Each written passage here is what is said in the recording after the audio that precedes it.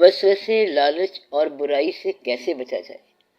پہلی بات تو یہ ہے کہ آپ سنگت بدلیں، دوست بدلیں، ساتھی بدلیں۔ آپ اپنے رشتہ دار تو نہیں بدل سکتے، مگر کم از کم اپنے دوست احباب بدل سکتے ہیں۔ اپنی نشستوں پر خاص بدلو، اس سے سارا واقعہ بدل جائے گا۔ پھر یہ کہ بیعت ضرور کرو اور اطاعت سیکھو، رضا سیکھو، پھر تزکیہ ہو جائے گا اور لالچ نکل جائے گی۔ لالچ نکل گئی تو پھر وسوسہ ختم ہو جائے گا۔ وسوسہ عام طور پر لالچ کے ذریعے ہوتا ہے، مثلاً یہ خیال کہ جو دولت ہم کما رہے ہیں یہ ضائع نہ ہو جائے اور جو حاصل کرنا چاہتے ہیں وہ رہ نہ جائے۔ شیطان آپ کے دل میں وسوسہ ڈالتا ہے، انسان بھی ڈال سکتا ہے۔ یوسوس فی صدور الناس من الجنۃ والناس، تو یہ جن ہو سکتے ہیں، ایسے انسان ہو سکتے ہیں جو آپ کے دل میں وسوسہ ڈالیں۔ وسوسہ جو ہے یہ بے یقینی سے ہوتا ہے، وسوسہ لالچ سے ہوتا ہے، وسوسہ غلط دوست سے ہوتا ہے، اور وسوسہ آخرت پر ایمان نہ ہونے سے ہوتا ہے۔ جس کا آخرت پر ایمان ہے اس کو وسوسہ نہیں ہوتا، کیونکہ اسے جانا ضرور ہے۔ یہ جو لکڑی اکٹھی ہو رہی ہے اس کو آگ ضرور لگے گی۔ وسوسہ کیا ہے؟ لکڑی ہے تو جلے گی ضرور، جو آیا ہے اس نے جانا ضرور ہے۔ انسان نہ کچھ کھوتا ہے اور نہ کچھ پاتا ہے، وہ صرف آتا ہے اور جاتا ہے۔ پھر وسوسہ کس بات کا؟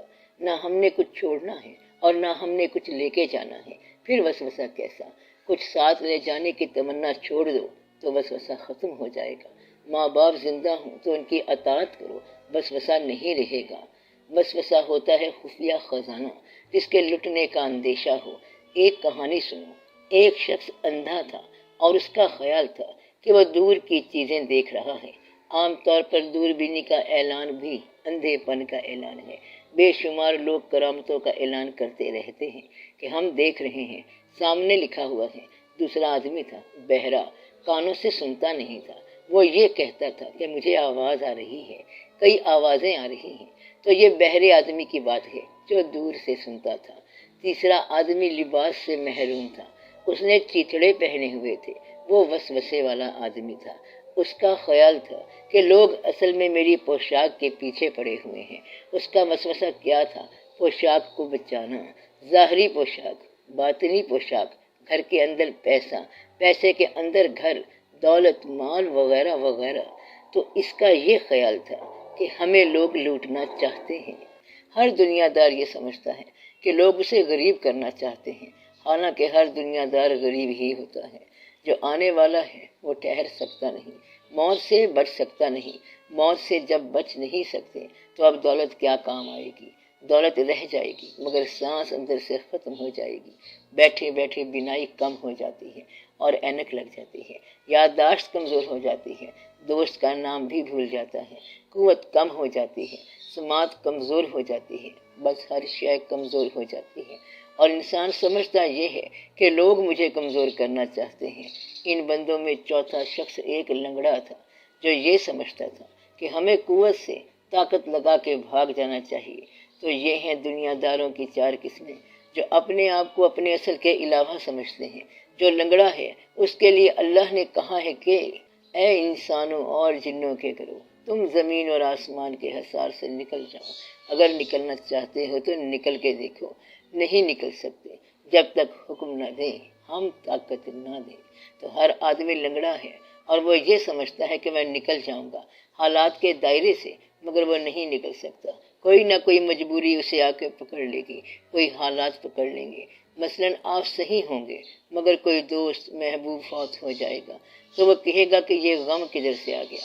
ایسا غم چٹھی بن کے آئے گا، تار بن کے آئے گا، تو یا تو باپ بیٹے کی لاش پہ جائے گا یا پھر بیٹا باپ کی میت اٹھائے گا۔ کچھ نہ کچھ تو ہوگا، آج نہیں تو 50 سال کے بعد ہی۔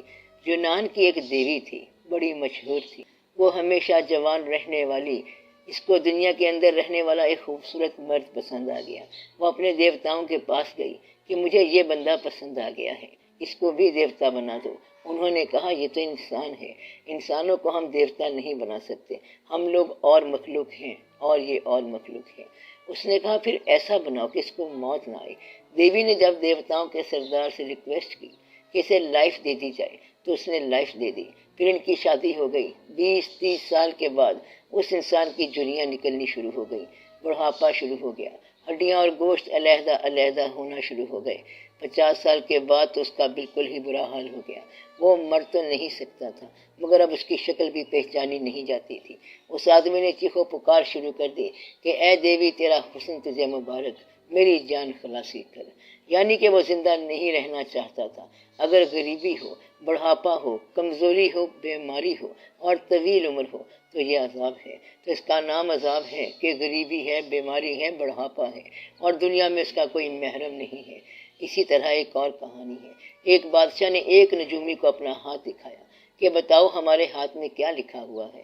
اس نے کہا آپ کے سامنے آپ کی اولاد مرے گی۔ بادشاہ نے کہا یہ کیسا نجومی ہے؟ پھر اسے جیل میں ڈال دیا۔ پھر اعلان کرا دیا کہ ہے کوئی بہتر نجومی؟ ایک نجومی آ گیا۔ بادشاہ نے اس سے پوچھا بتاؤ کیا لکھا ہوا ہے؟ اس نے کہا جناب کا اقبال بلند ہو، سلامتی ہو، مبارکیں ہوں، آپ اپنی اولاد سے زیادہ عمر پائیں گے۔ بادشاہ بہت خوش ہوا اور کہنے لگا کہ بتا تیری کیا خواہش پوری کی جائے۔ نجومی نے کہا میرے استاد کو رہا کر دیں۔ بادشاہ نے کہا وہ کیسے؟ نجومی کہنے لگا جسے آپ نے سزا دی ہے وہ میرا استاد ہے، اس نے بھی وہی کہا ہے جو میں نے کہا ہے۔ اس نے ذرا صاف کہہ دیا ہے کہ آپ کی اولاد پہلے مرے گی اور میں نے یہ کہا ہے کہ آپ اولاد سے زیادہ عمر پائیں گے۔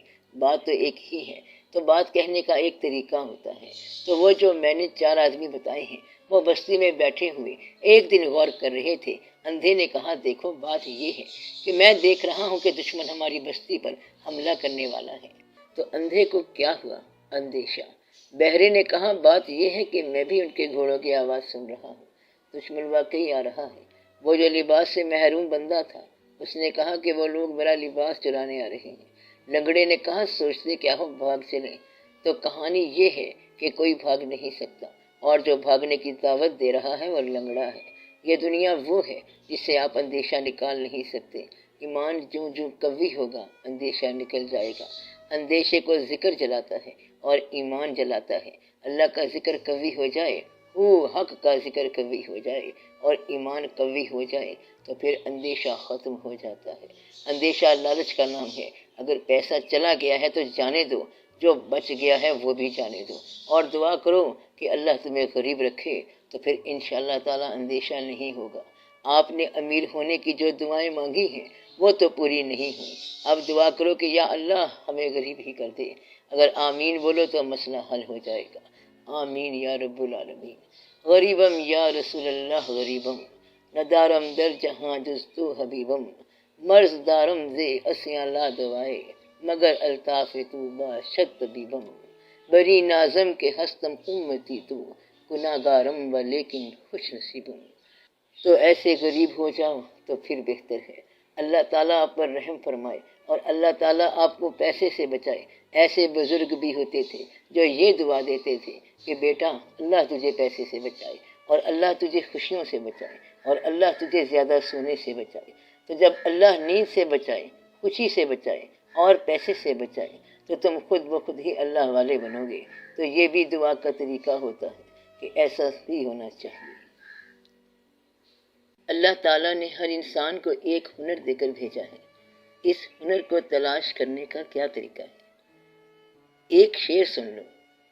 یہ حضرت بیدم وارثی رحمۃ اللہ کا شعر ہے۔ ہر اہل کمال آتا ہے لے کر کمال، بیدم آیا ہے بے کمالی لے کر۔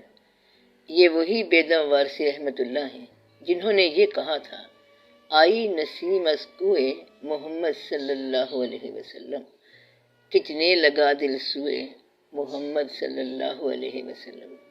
تو کہتے ہیں کہ یہ ہمارا کمال ہے کہ بے ہنر ہی ہمارا کمال ہے۔ اگر ہنر دریافت ہوتا ہے تو ٹھیک ہے، ورنہ بے ہنر ہی رہو اور پرواہ نہ کرو۔ بس نیت صاف ہونی چاہیے۔ ہنر بدلتے رہتے ہیں۔ جوانی کے ہنر اور ہیں اور بڑھاپے کے ہنر اور ہیں۔ نیت کا راستہ، ڈائریکشن اور رخ ٹھیک ہونا چاہیے۔ انسان میں اطاعت کا ہنر ہونا چاہیے۔ کس کی اطاعت؟ اللہ کی۔ اور اگر اللہ کی سمجھ نہیں آتی تو ماں باپ کی اطاعت کرو۔ یہ تو سمجھ آتی ہے نا؟ جب ماں باپ زندہ ہوں اور آپ نے ان کی اطاعت نہ کی تو پھر ان کی قبروں پر چراغ جلایا تو کیا جلایا؟ اس لیے اب ماں باپ کی اطاعت کر لو، یہ بیسٹ بات ہے۔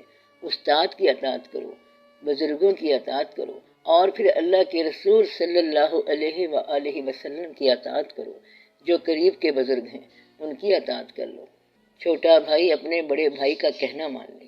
اگر اپنے پیر فقیر کا کہنا مانتے ہو تو وہ مانتے چلے جاؤ، بس اطاعت کی عادت پڑ جائے۔ یہ ہنر ہوتا ہے۔ کیا ہنر ہوتا ہے؟ فالو کرنا، اور قدم با قدم فالو کرنا، یہ اطاعت ہوتی ہے۔ یہ بڑا ہنر ہے۔ باقی جو ہے اللہ تعالیٰ نے آپ کو ہنر عطا کیا ہے، اسے دریافت کرنا چاہیے۔ مگر آپ نے کیا دریافت کرنا ہے؟ ہنر تو خود سینہ پھاڑ کے بولے گا۔ جس کے گلے میں گانا ڈالا گیا ہے وہ خود بخود گائے گا۔ اسے ایسی ٹھیس لگے گی کہ وہ روئے گا اور اس طرح گانا بن جائے گا۔ تو گانا جو ہمیشہ گانے والوں نے گایا، ایسا کبھی نہیں ہوا کہ گلے میں آ کے چلا گیا ہو۔ جب گلے میں آیا تو زبان سے ضرور نکلے گا۔ اگر ہنر رونا ہے تو وہ ضرور روئے گا۔ ہاتھ میں اگر تصویر کا فن ہے تو تصویر بھی بولے گی۔ فن ظاہر ہو کے رہتا ہے، یہ کہیں نہیں جاتا، انڈسکورڈ نہیں جاتا۔ آپ مت کوشش کریں، ایک عمر کے بعد یہ خود بخود ہی ظاہر ہو جائے گا۔